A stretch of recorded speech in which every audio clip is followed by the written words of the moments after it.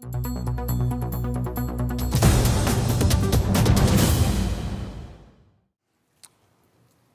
some great work being done. And the problem is, for some reason, we can't work very quickly. Human beings, as they age, lose about a millisecond a year. So when I'm playing my sons, I'm constantly 30 to 40 milliseconds slower than they are. As a result, if we try to play Halo, they just crush me. I can only do well in games where stealth and guile are important, and a certain amount of cheating. I'm a much better cheater than they are. Which really irritates my wife because she thinks that I'm setting the wrong example. And I say, no, in order to be successful, a certain amount of larceny is an important thing. She's not sure about that. I am. Anyway, I believe that that games and robots are going to merge. I had a robotics company at one time. Boy, lost a lot of money on that puppy. And I did a toy company that had some little robots. And robots can be really, really, really fun to play with the right stuff. We had this one game the robots were programmed to do called Hunt the Wumpus. And basically, the robot would spin around and point in a direction and say, I smell a wumpus in 6 feet. And the kids would have to run over and jump 6 feet from where the robot was. And if they did it fast enough, they'd get the wumpus. And if not, he'd spin around and do another thing. I could have a room of 20 kids jumping around like crazy people. Great fun. Anyway, we will be seeing those sorts of things as robots become important. And they've actually started to solve some of the basic problems. And we will have robots running around the house in the next 5 years. Of course, we all know the Wii and the gesture and the move and that sort of thing. We've had this out in front of our restaurant for 3 years. And basically, this Michelin Man thing is a rendition of the person standing in front of it. And so you raise your arm, it raises its arm, and you play these games, and they're really fun. There's a football game where you're pitching, and you're throwing a football. And this one was out in front, and people were having a ball with it. Whether or not gesture becomes an important part of gaming in the future, I don't think so. I can't imagine myself playing 3 hours. I like to play about 3 hours after dinner every day. I can't imagine myself standing up and doing this for 3 hours. I'm just not going to do it. And more than that, where I think it will take over is the remote. The remote will go away. And it's going to be really interesting in terms of the dynamics. You know how you fight with your wife over the remote? Now the person with the longest arms wins. You know? Because the gesture, this is volume up, volume down, channel up, channel down, and it only detects that which is closest to the screen. So I win that puppy every time, except she will probably get up off the couch. That's cheating. But anyway, this is haptics. This guy has physical feedback, so that when he picks up a virtual object, it feels, he can't go further than that. DoD has a whole set of 40 soldiers in a old warehouse with vault stairways and various things. And these people can run around, and they have all the plans for embassies around the world, and they can put 40 people in practicing this stuff. Everything works great, except that about half of the soldiers get deathly ill 15 minutes in this environment. They just can't get over the motion sickness. So virtual reality is still somewhere away. And the mismatch between the physical world and the reality has to be closer than it is right now. This is force feedback haptics in the surgery mode. This is the Novent. This is a game controller that's currently available. Does a pretty good job. Has not been financially successful. Of course, display technology, 50-inch virtual screen. This stuff is really cool, available now. You can sit in an airplane seat and see and have a movie experience from your iPad or what have you. It's basically a 50-inch screen virtually in front of two rows in front of you in the airplane. I left this slide in because we know that this is bullshit. This will not happen. The iPad and those equivalents are just too cool. Like, I have a subscription to the New York Post for trash, and that's the kind of guy I am. But I also have the Financial Times. And to have the Financial Times on my breakfast table every morning, up to date, is really cool. I don't ever want to see a newspaper again. It's gone. It's over for me. The Wired magazine on the iPad is so much better than the print version. You know, boy, short paper stock. They're gone. And this seemed like a plausible possible 2 years ago to me. And man, was I wrong. I was just in Bilbao. Bilbao is a beautiful city in northern Spain. And I went to this event and I said, this is the new Woodstock. And what it is,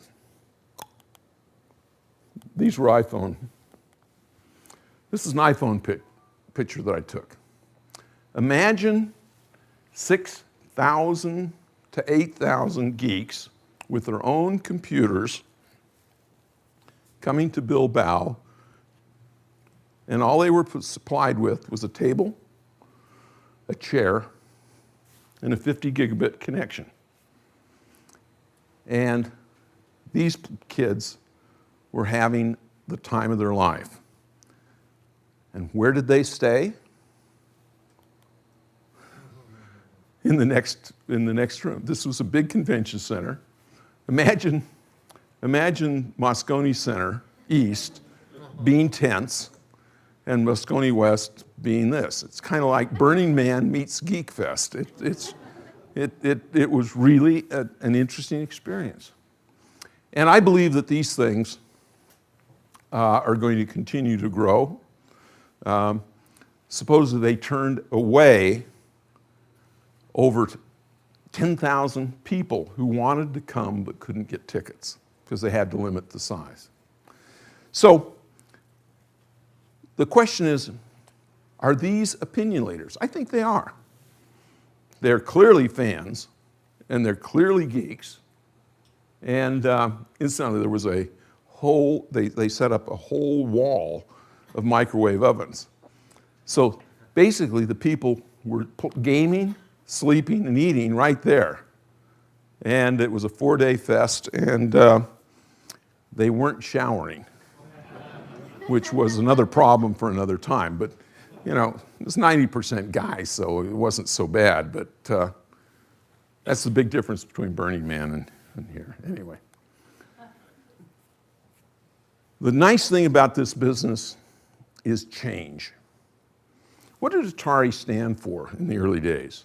I've been asking myself that a lot because everybody expects me to bring a certain amount back to Atari.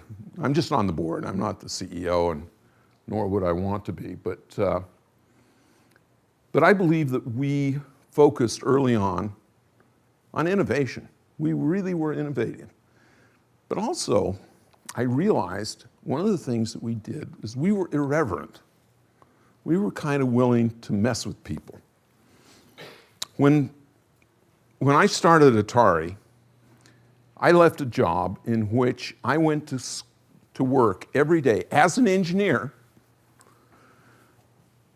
in a coat, a tie, and a white shirt. And it was sort of by accident when we started Atari and said, hey, you know, what we really want to do is have this new ethic. Abandon process, focus on outcomes. And so we told our engineers, we don't care when you come to work, if you come to work, what you wear, how you do it. If you get it done, we're happy. If you do it really well, you get a raise. If you don't get it done, or if you do it poorly, we will fire you. It's a real simple contract. And a lot of people don't realize that Atari was a meritocracy. We really didn't abide fools gladly, and we were pretty relentless about getting rid of people who were not performing. Every year, we would tell all the managers that we wanted them to lay off 5% of their people, and the money that we would save on the 5%, we would point in raises to the top 15% in their department. And we announced that to everybody.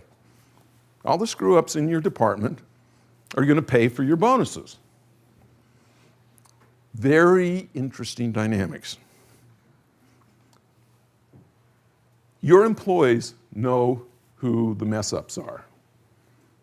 Actually better than you do, a lot of times better than the managers. And there was just a little bit of politicking before as to who really should be let go. It was fascinating. I maintain today that our schools would not be as screwed up as they are right now if we didn't have something called tenure. You know, survival of the most incompetent is not a good metric for a good operating system. So, what does Atari stand for? It stood for innovation, it stood for change, it stood for irreverence. Incidentally, Atari, not only starting the dress down,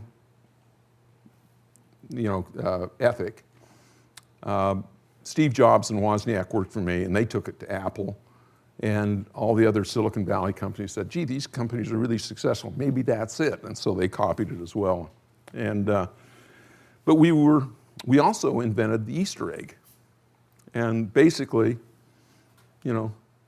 put some things in the game that are a little bit irreverent and have the insiders know how to do it. And people love it, and they did, and we still do that. Innovation, change, but really what it's all about is entertain. Be the most fun, have the most fun, because I can guarantee you if you're not having fun, you're in the wrong business. And if you're not having fun, you're not going to be good at creating other fun for other people.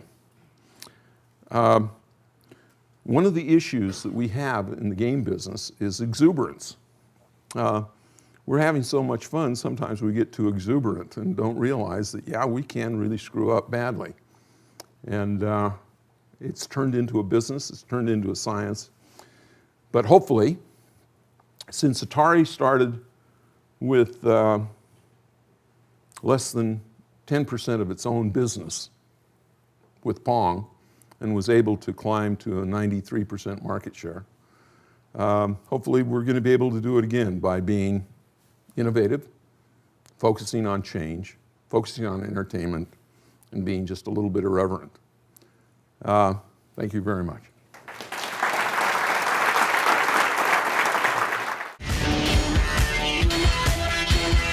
The wall between video game marketers and consumers has crumbled.